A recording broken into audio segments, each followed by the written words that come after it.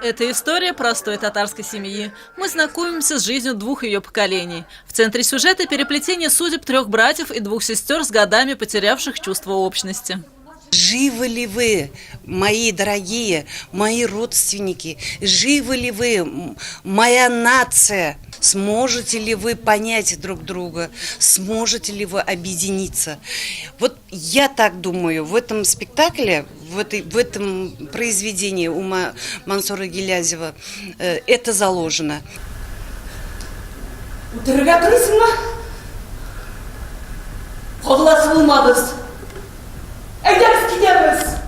Рушане Юкачевой поручена одна из ведущих ролей. Благодаря самобытному сценическому темпераменту ей всегда удается создать образ, который находит отклик у зрителя. Это именно сегодняшняя тема, именно сегодняшний день, именно сегодняшнее наше национальное состояние. Главного героя Тамерлана Исламова в спектакле играет Ильдар Хайруллин. Образ многогранный. Очень интересно наблюдать за его трансформацией. Он делает сложный нравственный выбор и ради спасения жизни человека готов пожертвовать всем.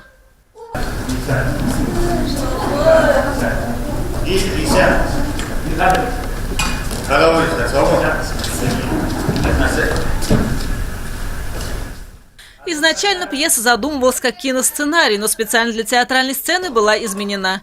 В сюжете есть незримый герой – народный праздник. Действие разворачивается на фоне Сабантуя. Он и символизирует идею сохранения традиций.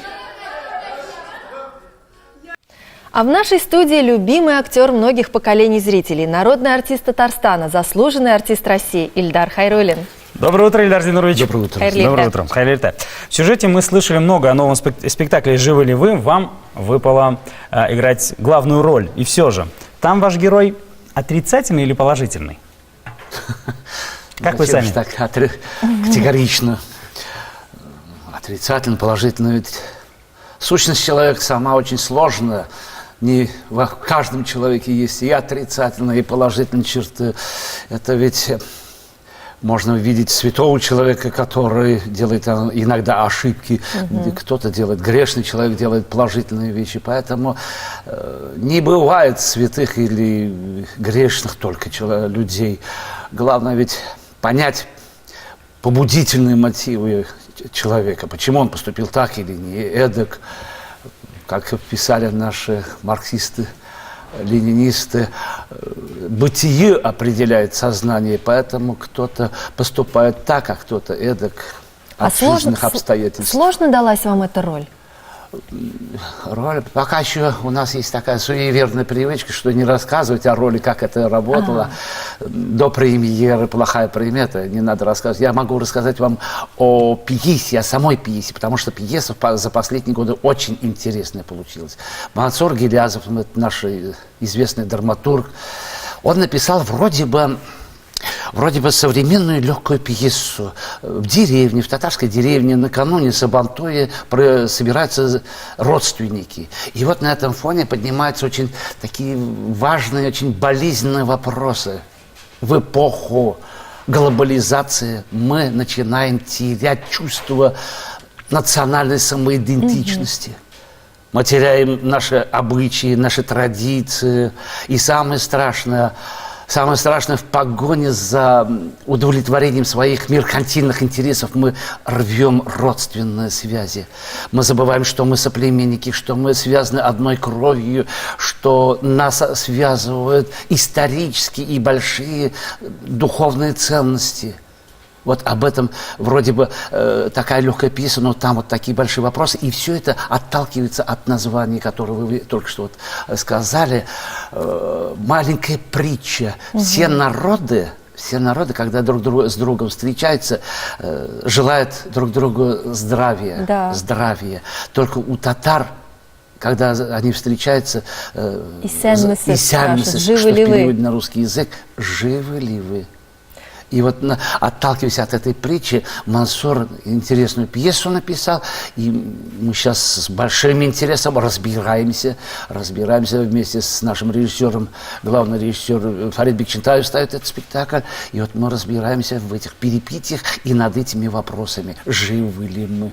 А почему же братья и сестры стали чужими друг другу? А вот как раз мы об этом и говорится в этой пьесе. Мы забываем в поисках удовлетворения своих меркантильных интересов. Вот самое болезненное это. Мы под другими глазами начали смотреть на родственников. Мы даже родителям ленимся позвонить. И вот это потихонечку растворяется, все наши обычаи, все наши родственные связи. Нас захватывает вот эта будничная суета. Вроде Забываем бы корни. простая вещь, но она связана с очень большими проблемами. Да, и, наверное, поднимаются вопросы, что не стоит, может, им вообще сплочаться, что может им каждому пойти своей дорогой. Нет, вот это как раз. Все же нет. Нет, конечно, нет. Всю жизнь, всю историю человечества люди объединялись, они собирались в сообщество по разным принципам. Это очень важная вещь. Как говорят, вместе и беда легче, что ли. Нет. Здесь связывают какие-то и кровные, и религиозные, и исторические обычаи. Мы должны объединяться, мы должны вместе жить. Есть эта квартира есть, эта квартира есть, эта квартира, а в общем один добрый, хороший, уютный дом. Но каждый должен жить в своей отдельной Но квартире. самое главное семья все же, да? Да. Исходит от семьи. Есть очень хорошее высказывание. Вот ответ. А теперь как будет это по-русски? А я не знаю, как это переводится на русский, потому что здесь есть в этой фразе некий такой дух наш национальный, мне кажется, что невозможно перевести некие вещи. Это фольклор. Когда ожидается премьерный показ? Премьера ожидаем, и вот она назначена в апреле 19, 20, 21 апреля.